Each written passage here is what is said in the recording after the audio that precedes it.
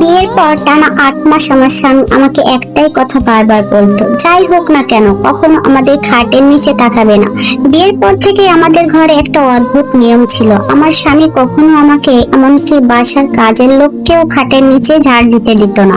সে বলতো ওটা নাকি খুব পবিত্র জায়গা। আমি তাকে ভালোবাসতাম, তাই কোনো প্রশ্ন করিনি। সে আমাকে কোনো কিছুর অভাব রাখেনি। দামি গাড়ি, সোনার গয়না, ডিজাইনার ব্যাগ, এমনকি মানুষের আসল চুলের উইগও কিনে দিত, যার দাম আমার মায়ের কয়েক মাসের বাসা ভাড়ার সমান। আমি মনে করতাম পৃথিবীর সবচেয়ে ভাগ্যবতী মেয়েটা আমি। বিনিময়ে সে শুধু একটা কথাই চাইতো, আমি যেন কখনো খাটের নিচে না তাকাই। সে বলতো তার দাদু সেখানে পূর্বপুরুষদের শক্তিশালী এক তাবিজ লুকিয়ে রেখেছেন, কোনো স্ত্রী যদি সেটা দেখে ফেলে তাহলে নাকি সংসার ভেঙে যাবে। আমি এসব বিশ্বাস করেছিলাম, কারণ আমি তাকে বিশ্বাস করতাম। কিন্তু গতকাল সবকিছু বদলে গেল।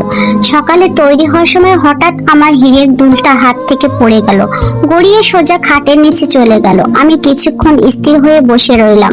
স্বামীর সতর্কতা কথাগুলো বারবার মনে পড়ছিল, কিন্তু এত দামি দুল হারানোর ভয়ও কম ছিল না। শেষ পর্যন্ত ফোনের ফ্ল্যাশ লাইট জ্বালিয়ে হাঁটু গেড়ে নিচে তাকালাম। আমি ভেবেছিলাম শুধু ধুলো বা কোনো পুরনো বাক্স দেখতে পাবো, কিন্তু যা দেখলাম তাতে আমার শরীর ঠান্ডা হয়ে গেল।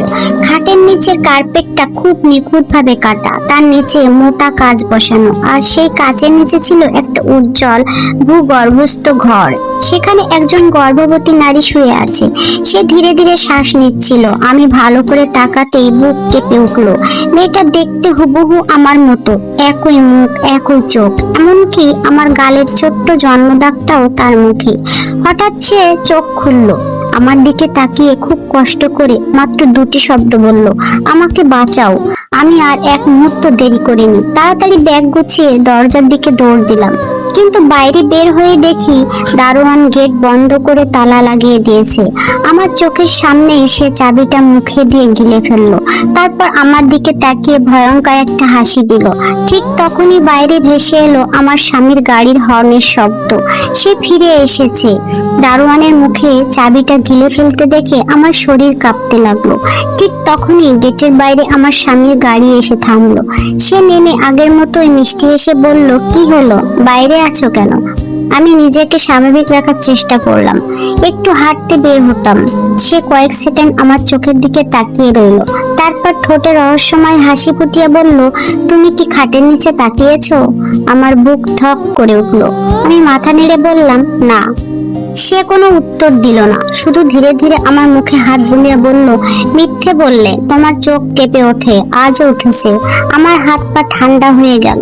সে দারোয়ানের দিকে তাকিয়ে বলল, সব ঠিক আছে। দারোয়ান শুধু মাথা নেড়ে হাসলো।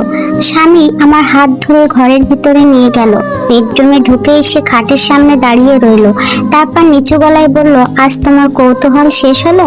আমি কোনো কথা বললাম না। হঠাৎ সে হাঁটু গেড়ে বসে খাটটা একপাশে সরিয়ে দিল। আমি বিস্ময়ে দেখলাম কার্পেটের সেই অংশে কোনো কাজ নেই, মেঝেটা একদম স্বাভাবিক, যেন নিচে কখনো কিছুই ছিল না। আমি হতভম্ব হয়ে গেলাম, তাহলে কি আমি ভুল দেখেছিলাম? ঠিক তখনই আমার কানে খুব ক্ষীণ একটা শব্দ এলো, বাঁচাও। শব্দটা এবার নিচ থেকে এসেছে। আমি আতঙ্কে স্বামীর দিকে তাকালাম। সে শান্ত গলায় বলল, কিছু শুনতে পাচ্ছ? আমি মাথা নেড়ে না বললাম। সে হেসে বলল, ভালো। তারপর আলমারি থেকে একটা ছোট কালো বাক্স বের করলো। বাক্স খুলতেই ভিতরে কয়েকটা পুরনো ছবি। প্রথম ছবিটা হাতে নিয়ে আমার নিঃশ্বাস আটকে গেল। ছবিতে থাকা মেয়েটা আমি, অথবা আমার মতো দেখতে কেউ। ছবির নিচে লেখা পরীক্ষা নম্বর 7। দ্বিতীয় ছবিতে আরেকজন, সেও আমার মতোই দেখতে, নিচে লেখা পরীক্ষা নাম্বার 8, ব্যর্থ। তৃতীয় ছবিতে আমার আজকের ছবি, আমি যে শাড়িটা পরে আছি সেটাই, কিন্তু আমি তো এই ছবিটা কখনো তুলিনি। ছবির নিচে লেখা মাত্র একটি লাইন, পরীক্ষা নাম্বার 9, প্রতিস্থাপনের সময় আজ রাত 12টা। আমার হাত থেকে ছবিটা মেঝেতে পড়ে গেল। ঠিক তখনই নিচ থেকে আবার সেই মেয়েটার চিৎকার ভেসে এলো, ও পালিয়ে যাক, না হলে ও আমার মতো হয়ে যাবে। আর আমার স্বামী ধীরে ধীরে দরজার তালা লাগিয়ে আমার দিকে ফিরে দাঁড়ালো। তার চোখে তখন আর ভালোবাসা নয়, ছিল এমন এক ভয়ঙ্কর হাসি, যা দেখে আমি বুঝে গেলাম আজ রাতটা বাঁচতে পারলে তবেই আমি সত্যিটা জানতে পারবো। পরবর্তী পার্ট দেখতে চাইলে চ্যানেলটি সাবস্ক্রাইব করে আমাদের সাথেই থাকুন।